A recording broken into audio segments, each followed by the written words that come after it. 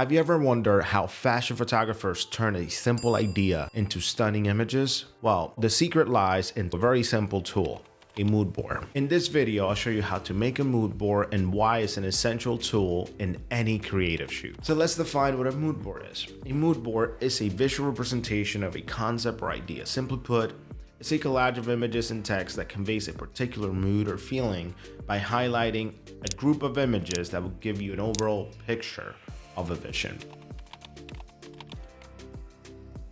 Using a mood board is crucial in my collaborative creative process. As you may know, depending on the size of your team in a fashion shoot, you will have many moving pieces based on the expertise of each team member. And this is why this such a simple tool is so beneficial, as it helps communicate your vision to the team, including the models, stylists, hair and makeup artists, set designers, and whoever else may be involved in the production. Secondly, it helps you and the team stay aligned on the overall vision while providing specific areas of focus for each team member based on their expertise. For example, the attention to detail I want from a makeup artist is different than the attention to detail I would want from a wardrobe stylist, as I would like them each to pay special attention to each of their areas respectively. Lastly, it is a great tool to present to clients, especially if you still need to sell them on an idea or you need approval for certain budgets or any decisions that they may not be able to visualize on their own in their mind. Now let's talk about how to structure a mood board. I like to keep my mood board simple and structure into 5 main sections: model, lighting, location or set, hair and makeup, and wardrobe styling. By breaking it down into these categories, it makes it easier for your team to understand your vision and to see how their specific role fits into the overall concept. All right, let's get started. Let's hop right into the computer and make a mood board. As you can see, I choose to use Photoshop. The only reason I do that is because it's a tool that I use on a daily basis and I already have it installed in my computer.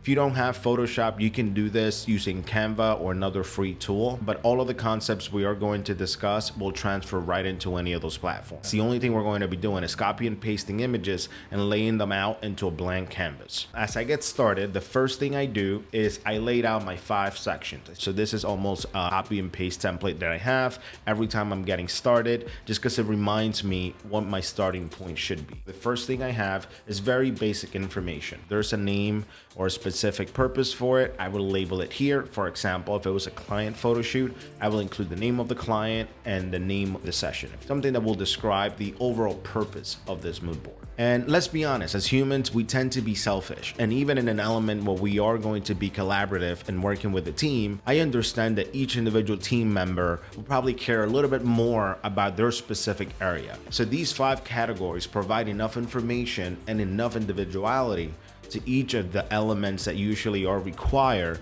to put together a fashion shoot. Start looking for images that will represent my overall vision, and you can go to many different sources. For this instance, let's utilize Pinterest, as it is a great source to find inspiration. We can start with the core element of the shoot, which I want it to be a large amount of plastic. Let's see what comes up. Thinking for what I have in mind, I would like to have kind of this texture is what I would like to have in the background. So I'm going to go ahead and actually copy this image, and I am going to bring it into my mood board and start laying it out. For this one, I'll start placing it under the studio section. And I'm going to go ahead and maybe look at a different reference. I saw one that really looked like a bag, almost like a trash bag. This one, I think this one is probably realistic. Because I could probably find this. I can find this material like at Home Depot or something, since I don't have a set designer and I'll be putting the set together myself. So I will use this one as a reference, because I think that would be helpful. And I'm going to go ahead and get a few more images for the studio and the overall set. Just bear with me. I'll probably speed through this one or skip, just so I don't keep you guys waiting. This provides enough context for the mood of the studio and the actual set for this photo shoot. The thing I like to do is include some notes. And as you can see, this note is very simple. It's here just to provide context so that the team can understand what this will be doing. For example, here I put in the note, we utilize black and holographic plastic to create the background effect. Set up loose so that the model can get consumed by the material, reference image below. Then I put a little bit of an arrow just pointing, we're not going for this color plastic, but I do want the idea of the model being consumed into the material. And this is the process for the studio and set. I am going to go ahead and replicate the same process with every single one of these sections, and we can discuss a little more in detail why I selected the images I did. But instead of going through the process of picking every single photo on Pinterest, I'll just go ahead and pick a few, bring them in, and then we can go ahead and discuss at the end. So we'll teleport into the future, and I went ahead and filled out the entire mood board, and as you can see, these images are all very different and they don't necessarily all follow the same color pattern or something like this. The reason being is I want each section to have its own intention. Let's go ahead and actually discuss what I did in each section and why, to kind of guide you through the process of what my thinking is as I am creating one of these and how I intend to communicate this to the team. Let's dive into the model section.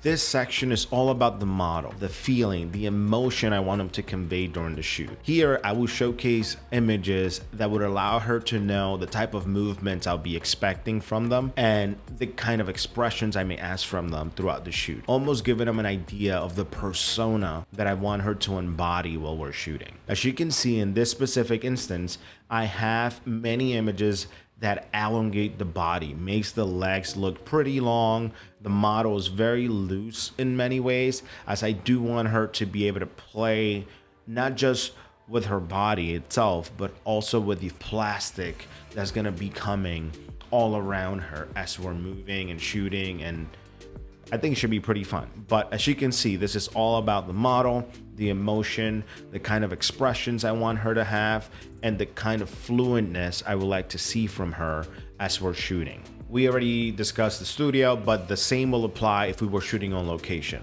It is crucial that you include not only images of the location or the set, but also include anything that will be relevant to the location itself, such as any props or elements that can play a role into some of the images that you would like to capture. So lighting style, this is a key element and it plays a crucial role in any kind of photo shoot. In this particular area, I kind of highlight the overall mood I'm gonna have from a lighting perspective. As you can see, I'm gonna aim to have deep and dark shadows, but I do want the key features of the model to be highlighted. For the most part, it will be a one light shoot. Everything will be coming from one direction, and this kind of shows the intended purpose.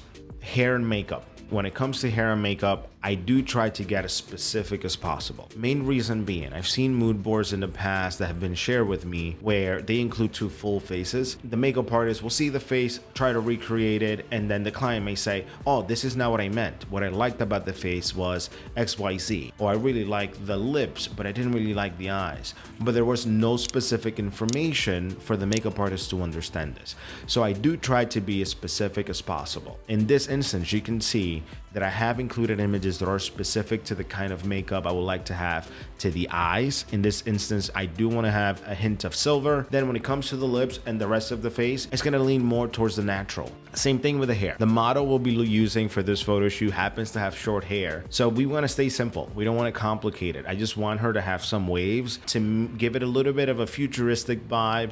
For the wardrobe styling, in this instance, because it is a creative shoot and I'm kind of creative directing, I do get to have a little bit of freedom here, but I do want to share that normally in this area, you usually get a lot of input from the client or the designer or creative director, so keep that in mind. With the images I've selected here for wardrobe, I do want very clean and simple silhouettes. Reason being, we are already going to have a lot going on with the plastic flowing and the fan overwhelming the rest of the image. I wouldn't want something that's going to have a lot of volume that also competes with that amount of movement in the shot, and the model can focus on giving me those hard angles that I would need to be able to get that elongated kind of feel when it comes to the limbs, and to be able to play with the actual plastic as it's blowing in the set.